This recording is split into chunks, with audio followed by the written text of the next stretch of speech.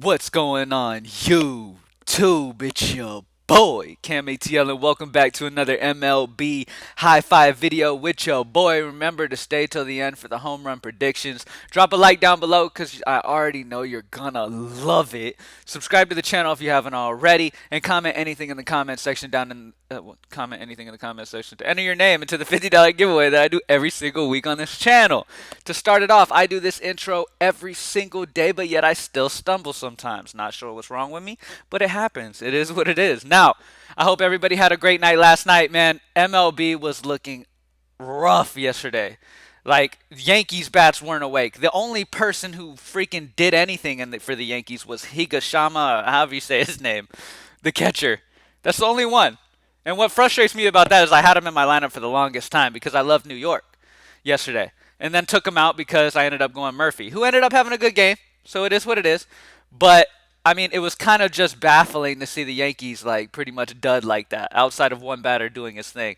They dudded pretty bad. Houston wasn't able to really do much. So the top stacks, the main spots, weren't really able to do much. The stack of the day was Oakland. We talked about Oakland. Had a couple guys in our line that we loved with Lowry and who else did I have? Loriano I had. But the frustrating part is I went Urshela because I loved that Yankee stack over Chapman. The reason being is because I knew Chapman was going to be chalky as hell. I knew everybody was going there because it's so easy in baseball too. A lot of people rely on ownership projections to just kind of eat chalk in baseball instead of doing research and picking the players that actually might be better at that spot. The numbers said Urshela was the play. Chapman had been extremely cold. He hasn't been hitting lefties as good as he was in 2019. It's been a minute since he was hot versus lefties. Even then, he was like a 280 something batting average versus lefties, which was solid. But it's been a while. He's been pretty much a cold bat for a good bit. Urshela, on the other hand, he's been hitting a lot better as of recently versus that hand pitching, and he's got a ton of power in a matchup that I expected a ton of offense. So it's frustrating when you go with a guy who should be better and he's lower owned, and then boom, the chalky guy ends up having the big game, the biggest game of the season, and that's frustrating for sure because as you guys could see, Otani, Chapman, even Odor had a bunch of ownership. Like, what the hell? Lefty lefty against Ray. Like, Ray's bad, don't get me wrong, but I mean, Roofnet Odor. Come on, I get he was cheap, but like, come on, dude. You know what I mean? Like sometimes that's a really easy way to, one of my main things that helped me be so good at baseball last year was recognizing the chalk and then playing the players whose numbers meant more. You feel what I'm saying? Find where the chalky players are going to be and then look at other players in the area and find somebody whose numbers actually match it. Now, if they're going to be extremely chalky and you are on them anyways because their numbers are fantastic, then that's when you play them. But if there's somebody super chalky and numbers don't match up like another player, get off of that high owned player for the other player. In baseball, it's so important because, like I've said a million times, even Mike Trout can go 0 for 4 and get you a 0. And you're spending 5K, almost 6K for him most nights. You know what I mean? So I just wanted to talk about that because last night was a little bit frustrating.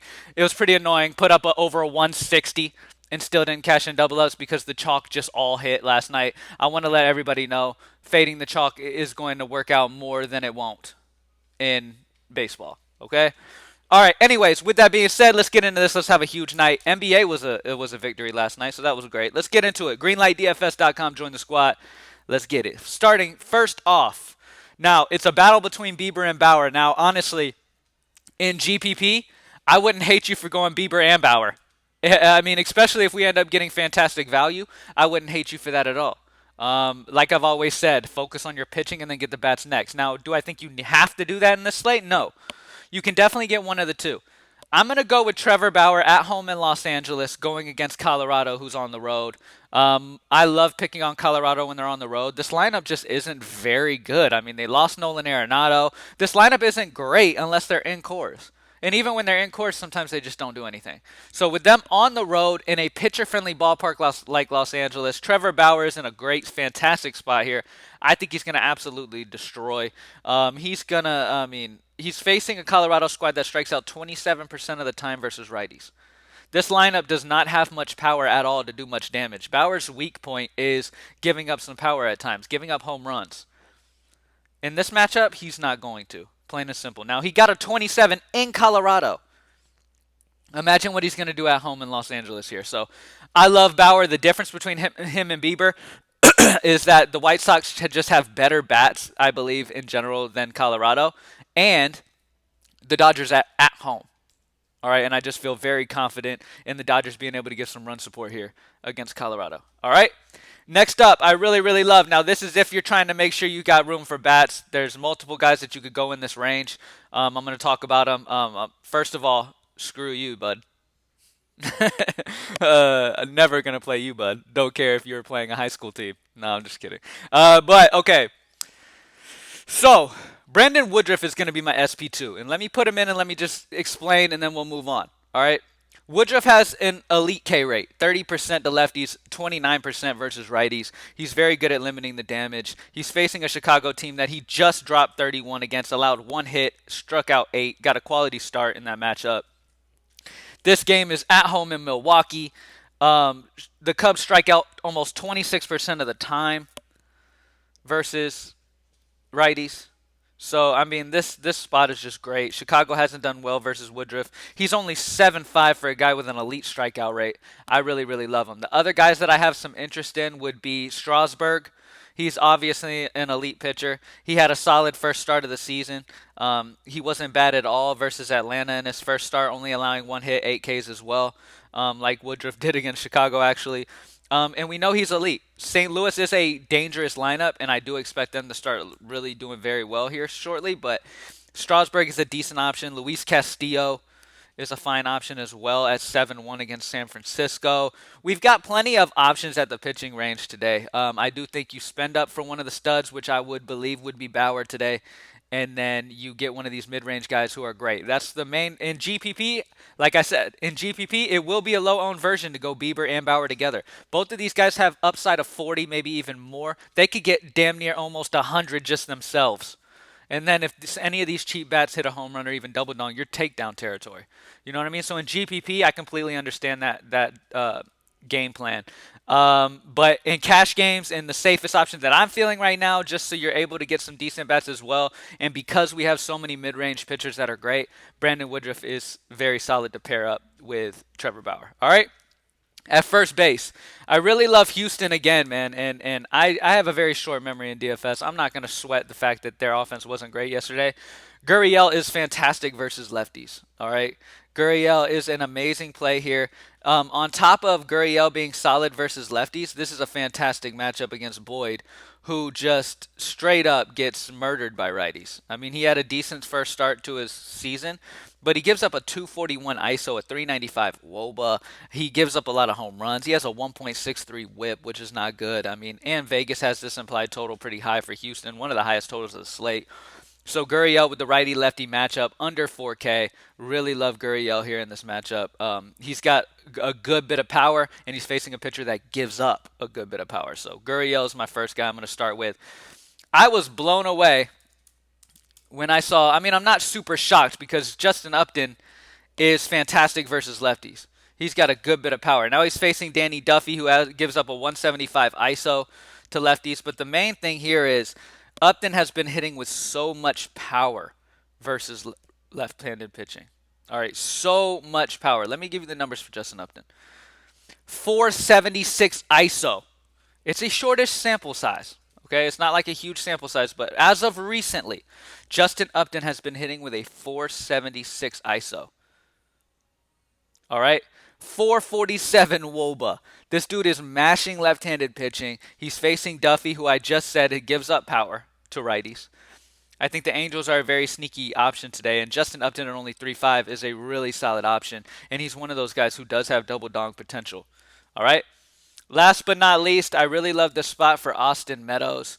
Meadows has come through for us every time we've played him pretty much, and I'm feeling him again today against Gibson, honestly.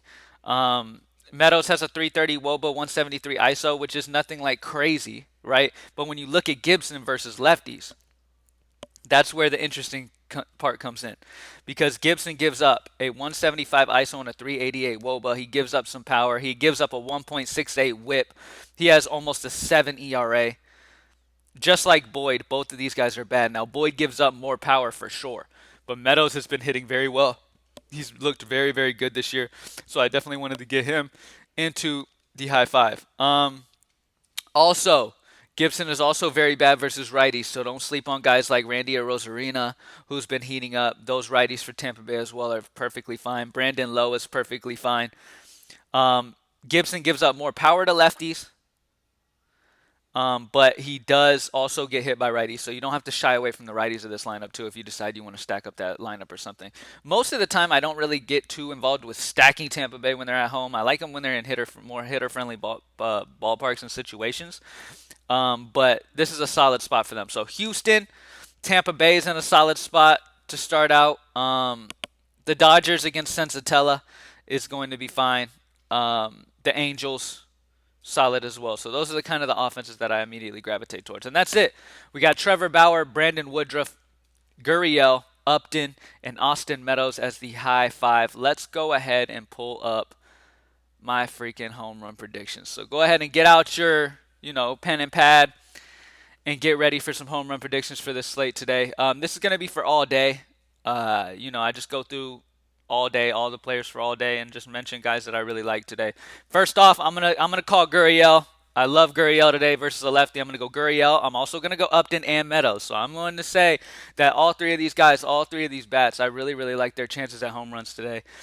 Outside of the high five, because obviously I love the guys in the high five, let's go ahead and talk about others. Now, you've got guys like, you've got Joey Gallo. That's always got a ton of power. You've got Aaron Judge, Stanton, and Sanchez, obviously from the Yankees, who are in a fantastic position here against Ryu, a lefty. Vladimir Guerrero Jr., Adam Duvall, Alex Bregman, and Matt Olson. So we've got the Yankee guys, Judge, Stanton, and Sanchez. I have to mention them because they've got a ton of power versus lefties. Austin Meadows, Gurriel Upton, and then Duvall, Bregman, and Matt Olson are the home run predictions for today. Thank you guys for joining me as always. I'm about to go do the NBA video, so check that out here soon. GreenlightDFS.com. Join the squad, man. Let's smash today. Let's get it. Good luck, y'all. I'm out.